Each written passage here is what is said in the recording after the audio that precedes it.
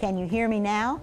Apparently not all college students can answer that question correctly. Researchers at the University of Florida College of Public Health and Health Professions were recruiting college students with normal hearing for a study on temporary hearing loss and personal music players when they found that of the college students who believed they had normal hearing, 1/4 actually did not. The participants also completed a questionnaire about their previous exposure to loud noise, such as playing a musical instrument, listening to personal music players, using lawn equipment, or attending sporting events and concerts. 25% of the participants measured 15 decibels or more of hearing loss, not severe but could disrupt learning, and 7% had 25 decibels or more of hearing loss, which is clinically diagnosed as mild hearing loss. Paige Holt, Doctor of Audiology at Lake ENT, wants you to be able to recognize the symptoms of hearing loss.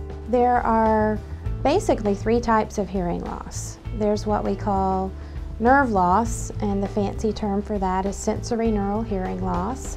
That is basically degeneration of the hearing nerve. The most common causes of degeneration of the hearing nerve are aging, exposure to loud noise, and family history can contribute. Some of the first symptoms of hearing loss would be ringing in the ears. Ringing in the ears, what we call tinnitus, is something that is a symptom of damage to the hearing nerve. Symptoms of damage to the hearing nerve are tinnitus and hearing loss, and the 2 of them usually go together.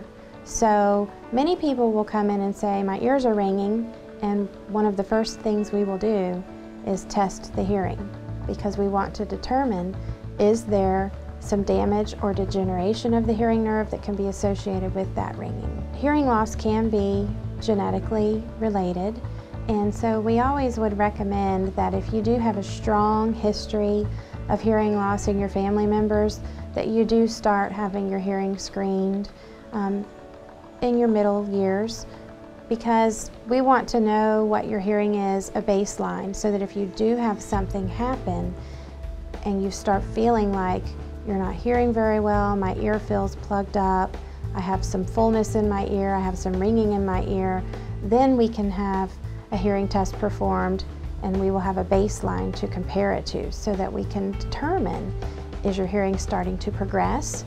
Is this just an episode that we can treat medically and have it recover, or are we starting to see some aging?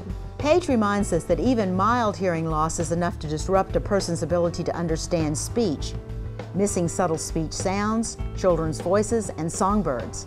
For more information on hearing aids and the audiology services available at Lake ENT, please click the Listen Closely story link on our homepage at yourhometownhealth.com.